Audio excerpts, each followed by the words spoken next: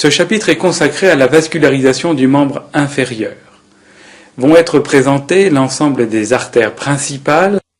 Il faudra connaître pour chacune d'entre elles leur origine, leur terminaison et leur collatérale. Sera présenté aussi le système veineux, superficiel et profond, caractéristique du membre inférieur. La vascularisation artérielle des membres inférieurs a pour origine les artères pelviennes. Nous allons voir sur cette vue antérieure du bassin l'ensemble de ces vaisseaux. Tout d'abord mettre en place l'aorte avec son trajet vertical à la face antérieure de la colonne vertébrale. Cette aorte va se diviser en regard de L4 en une artère iliaque commune, droite et gauche. L'aorte va donner aussi naissance à ce niveau à l'artère sacrée moyenne qui continue verticalement à la face antérieure du sacrum. Les artères iliaques communes vont donner les artères iliaques externes, droite et gauche, qui ne font que traverser le bassin. Ces artères iliaques externes vont passer en dessous du ligament inguinal dans la lacune vasculaire, et cela va correspondre à l'origine de l'artère fémorale. Cette artère iliaque externe va donner deux branches au niveau du bassin, l'artère circonflexe iliaque profonde et l'artère épigastrique profonde qui va venir sur la face dorsale de la paroi abdominale.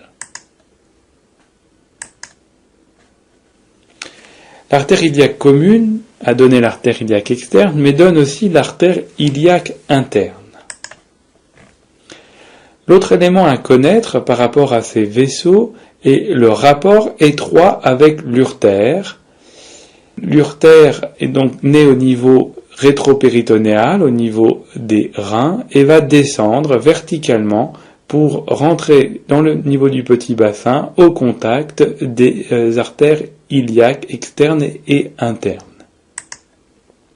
L'artère iliaque interne va donner différentes branches, des artères viscérales destinées aux viscères du petit bassin, une branche qui va s'orienter en arrière destinée à la région glutéale et qui va correspondre à l'artère glutéale,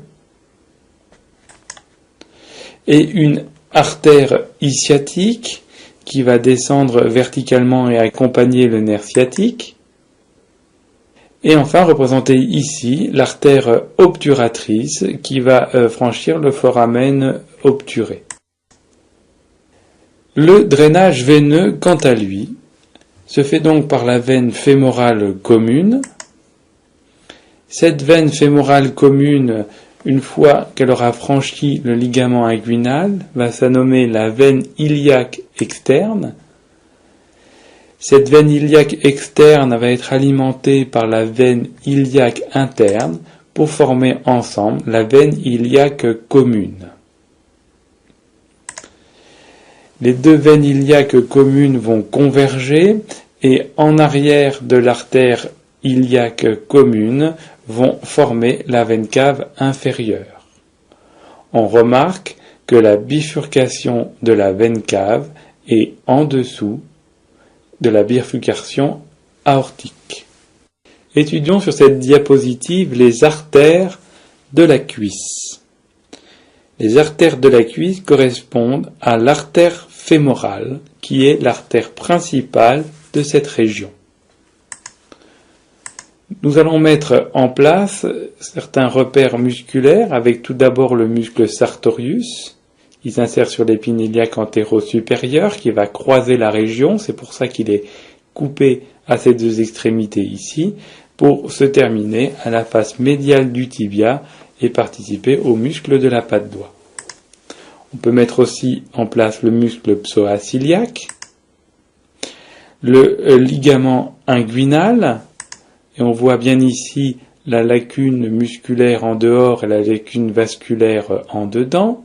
On peut placer aussi le muscle long abducteur. entre le ligament inguinal, en haut, le muscle long abducteur en dedans et en bas, et le muscle sartorius en dehors et en bas, on peut tracer les limites du trigone fémoral. Si l'on trace ensuite le muscle grand abducteur plus bas, avec l'arcade du grand adducteur représenté ici en vert, il existe ce que l'on appelle le canal des adducteurs représenté ici en vert. L'artère fémorale fait suite à l'artère iliaque externe au niveau du ligament inguinal. Elle va avoir un trajet vertical au niveau du trigone fémoral, puis elle va continuer sa course dans le canal des adducteurs. Cette artère fémorale va se terminer au niveau du hiatus du muscle grand adducteur et se poursuivre par l'artère poplitée. Cette artère fémorale va donner un certain nombre de branches. Tout d'abord, l'artère épigastrique superficielle qui est destinée à la paroi abdominale. Cette artère va s'ascensionner jusqu'à la région ombilicale. On a latéralement l'artère circonflexe iliaque superficielle qui est destinée à la paroi abdominale dans sa partie latérale.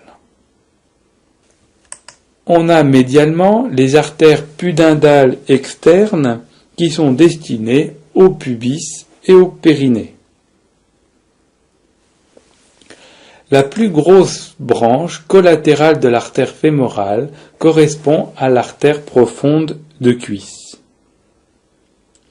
Elle naît à la face postérieure de l'artère fémorale et elle va donner un certain nombre de branches. Tout d'abord, l'artère circonflexe latérale de cuisse. Cette artère circonflexe latérale de cuisse est donc une branche collatérale de l'artère profonde de cuisse. Et cette artère circonflexe latérale de cuisse va donner un rameau descendant, représenté ici par 4 branches artérielles. Ces rameaux descendants sont destinés au muscle quadriceps fémoral. Il existe un rameau ascendant qui va rejoindre l'artère circonférentielle médiale de cuisse en passant en avant du col du fémur. Et cette artère circonflexe latérale de cuisse va donner aussi un rameau transverse qui va contourner le fémur. N'est représenté ici que les rameaux descendants et le rameau ascendant. L'artère profonde de cuisse va donner aussi les artères perforantes. Ces artères perforantes vont passer entre le muscle grand abducteur et le fémur en formant des arcades. Ces artères perforantes vont former à la face postérieure du muscle un réseau artériel ascendant.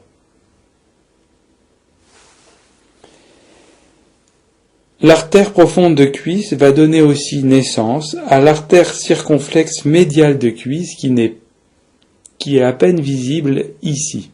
On la distingue en pointillé derrière le grand trochanter et le col du fémur. Ces artères circonflexes médiales de cuisse vont donner un rameau ascendant qui va venir rejoindre le rameau ascendant de l'artère circonflexe latérale de cuisse et va donner aussi un rameau descendant qui va rejoindre les branches ascendantes des artères perforantes. L'artère fémorale donne une autre collatérale qui correspond à l'artère descendante du genou. Cette artère descendante du genou naît au-dessus du hiatus du muscle grand adducteur et va se diviser rapidement en 2 branches terminales. Étudions maintenant les artères du genou sur cette vue postérieure, en mettant tout d'abord en place le muscle grand adducteur avec l'arcade du muscle grand adducteur. On place aussi l'arcade du muscle solaire, représentée ici par une ligne verte arciforme. Entre le tibia et la fibula, la membrane interosseuse. La fosse poplitée correspond donc à la région postérieure du genou et est limitée par les éléments suivants. Elle a une forme de losange. Sa limite supérieure et médiale est assurée par le muscle semi-membraneux et le muscle semi-tendineux. La limite supérieure et latérale de la fosse poplitée est réalisée par le muscle biceps fémoral. La limite inférieure et médiale est assurée par le muscle gastrocnémien médial et la limite inférieure latérale est assurée par le muscle gastrocnémien latéral. L'artère poplitée passe à travers la fosse poplitée. Elle fait suite à l'artère fémorale au niveau du hiatus du muscle du grand adducteur. Elle va parcourir verticalement, après avoir rejoint la ligne médiane, la fosse poplitée en arrière de l'articulation du genou. Cette artère poplitée va se terminer sous l'arcade du muscle solaire pour donner ces deux branches terminales, l'artère tibiale antérieure et l'artère tibiale postérieure. L'artère poplitée a plusieurs collatérales. Tout d'abord, les artères gastrocnémiennes. Ces artères gastrocnémiennes sont destinées aux muscles gastrocnémiens. Il existe ensuite un cercle artériel anastomotique, avec les artères articulaires supérieures latérales et médiales, qui vont donc contourner l'extrémité inférieure du fémur et rejoindre la face antérieure de l'articulation du genou, des artères articulaires moyennes et des artères articulaires inférieures, latérales et médiales. Cet ensemble forme, avec les artères récurrentes tibiales et fibulaires, un cercle artériel anastomotique.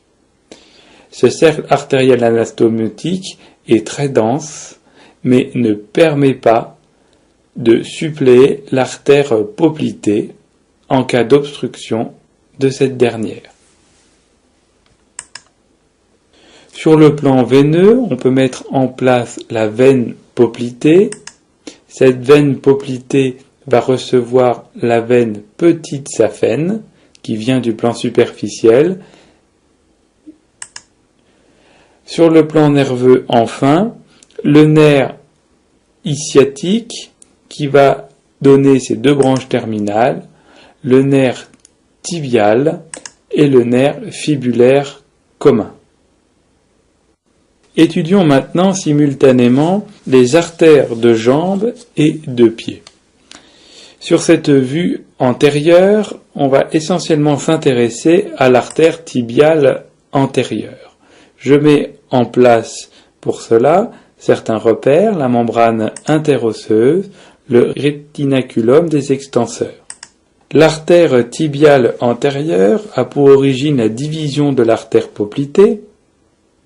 Elle va passer dans l'espace interosseux pour se retrouver dans la loge antérieure de jambe. Elle va descendre verticalement, accompagnée par le nerf fibulaire profond. Cette artère va se terminer au niveau du rétinaculum des extenseurs pour donner l'artère dorsale du pied. L'artère dorsale du pied va donner un certain nombre de branches. Tout d'abord l'artère arquée, qui va donc prendre un trajet latéral. L'artère dorsale du pied va aussi donner naissance à l'artère tarsienne latérale. L'artère arquée et l'artère tarsienne latérale sont anastomosées entre elles. L'artère dorsale du pied va donner aussi l'artère plantaire profonde. Cette artère plantaire profonde va passer en interosseux et va aller rejoindre l'artère plantaire latérale pour former l'arcade plantaire. L'artère dorsale du pied va se poursuivre enfin par l'artère métatarsienne dorsale et l'artère arquée va donner les autres artères métatarsiennes dorsales. Sur ce schéma est représenté en pointillé l'artère tibiale postérieure et l'artère fibulaire. On voit qu'il existe un cercle anastomotique périmalléolaire qui signe l'existence de nombreuses anastomoses au niveau de cette région. Continuons à étudier les artères de jambes et de pieds sur cette vue dorsale, avec comme repère ici, à gauche sur le schéma, la malléole médiale. L'artère tibiale postérieure a pour origine la division de l'artère poplitée. Cette artère tibiale postérieure va parcourir la région postérieure de jambe, passer dans le sillon malléolaire médial et se diriger en avant à la face plantaire du pied. Cette artère tibiale postérieure est accompagnée par le nerf tibial postérieur et va se diviser en artère plantaire latérale et en artère plantaire médiale. On voit aussi sur cette vue postérieure le cercle anastomotique périmalléolaire, avec l'artère fibulaire représentée ici. On peut mettre en évidence l'anastomose avec l'artère tarsienne latérale, à partir de l'artère plantaire latérale, est représenté ici ce que l'on nomme l'arcade plantaire, c'est ce qui termine l'artère plantaire latérale, et cette arcade plantaire s'anastomose avec l'artère arquée, présentée tout à l'heure sur la vue dorsale du pied. Cette arcade plantaire va donner les artères métatarsiennes plantaires. Il existe au niveau du pied de très nombreuses anastomoses. Nous allons finir l'étude de la vascularisation du membre intérieur par l'étude des veines du membre inférieur. Le membre inférieur est drainé par des veines profondes qui sont satellites des artères. Elles sont représentées ici en bleu clair. Il existe aussi un drainage réalisé par les veines superficielles du membre inférieur. Ces veines sont sous-cutanées et elles sont représentées ici en bleu plus foncé. Nous allons mettre en place tout d'abord certains repères avec l'arcade du solaire, le hiatus des adducteurs et le ligament inguinal. Nous allons étudier dans un premier temps le réseau profond. Le réseau profond a pour origine les veines profondes de jambes. Ces veines profondes de jambes sont nombreuses et accompagnent les artères. Elles vont converger et former la veine poplitée. La veine poplitée va recevoir dans la fosse poplitée la veine petite saphène, qui est donc une veine du réseau superficiel. Cette veine petite saphène va former une crosse et aller rejoindre la veine poplitée. Suit ensuite la veine fémorale. Cette veine fémorale va accompagner l'artère fémorale et va recevoir plusieurs collatérales. Tout d'abord, la veine fémorale profonde, qui elle aussi accompagne l'artère fémorale profonde, et surtout, la crosse de la grande veine saphène. C'est à ce niveau que la grande veine saphène va venir rejoindre le réseau profond au niveau de cette région. Enfin, une fois le ligament inguinal passé, le drainage veineux est assuré par la veine iliaque externe. Voyons maintenant le réseau superficiel. Le réseau superficiel a pour origine ce que l'on appelle la semelle plantaire veineuse. Le pied et le réseau veineux va fonctionner tel une pompe. À chaque appui du pied sur le sol, le sang veineux superficiel va être chassé. Il va être chassé par le biais de veines marginales, avec tout d'abord les veines marginales médiales. Ces veines marginales médiales vont converger et former la grande veine saphène. Cette grande veine saphène passe en avant de la malléole interne et va cheminer en sous-cutané sur la face médiale de la jambe et de la cuisse. Cette grande veine saphène est accompagnée par le nerf saphène jusqu'au genou.